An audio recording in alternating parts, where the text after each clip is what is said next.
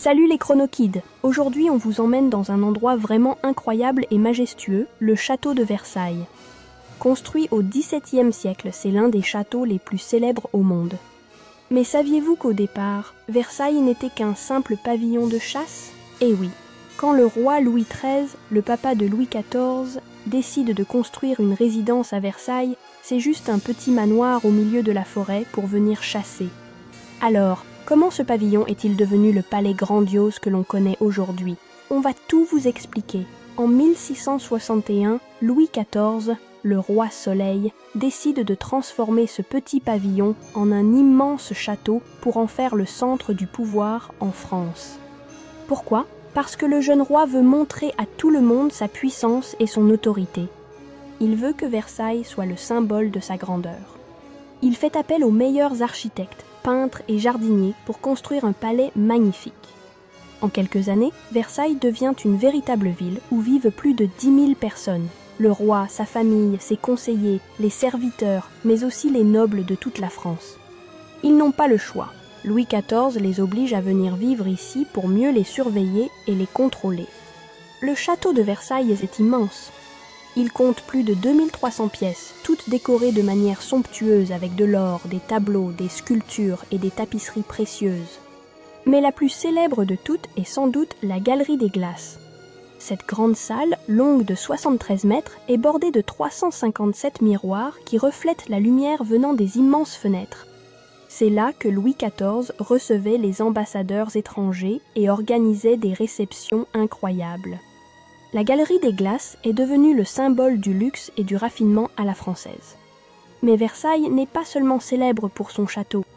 Il y a aussi ses jardins. Ils s'étendent sur plus de 800 hectares et sont dessinés par André Le Nôtre, le plus grand jardinier de l'époque. Le roi voulait des jardins parfaits, symétriques, avec des allées bien droites, des parterres de fleurs, des statues et surtout des fontaines. Il y en a des centaines. Lorsqu'on se promène dans les jardins de Versailles, on est impressionné par la beauté et l'harmonie de cet endroit. Les jardins de Versailles étaient aussi un lieu où le roi et ses courtisans venaient se promener, organiser des fêtes et des spectacles en plein air. Mais Versailles, ce n'est pas juste un lieu pour faire la fête. C'est aussi un lieu de pouvoir. Le roi y tient son conseil, signe les lois et reçoit les ambassadeurs de pays étrangers. Les nobles vivent au château, mais ils ne doivent pas penser qu'à s'amuser. Ils doivent aussi être à la disposition du roi à tout moment.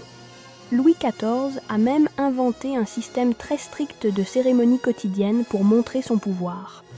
Par exemple, le matin, les nobles se battent pour avoir l'honneur d'aider le roi à s'habiller, lors de ce qu'on appelle le lever du roi. La journée, le roi reçoit ses sujets dans la Galerie des Glaces, préside les repas et assiste au spectacle. Après la mort de Louis XIV, ses successeurs continuent de vivre à Versailles, mais le château devient de plus en plus coûteux à entretenir. Lorsque la Révolution française éclate en 1789, Louis XVI et la reine Marie-Antoinette sont forcés de quitter Versailles pour s'installer à Paris. Le château est alors abandonné pendant plusieurs années. Mais heureusement, au XIXe siècle, on décide de le transformer en musée pour préserver ce chef-d'œuvre de l'architecture française. Aujourd'hui, le château de Versailles est l'un des monuments les plus visités de France.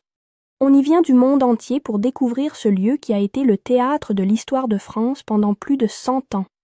Entre ses salles somptueuses, ses jardins immenses et son passé fascinant, Versailles est bien plus qu'un simple château. C'est le symbole de la puissance, du raffinement et de l'art à la française. Alors, si cette visite t'a donné envie d'en savoir plus sur les châteaux ou les rois de France, n'oublie pas de t'abonner, de liker et de nous dire en commentaire ce que tu aimerais découvrir la prochaine fois. À bientôt les chronokids.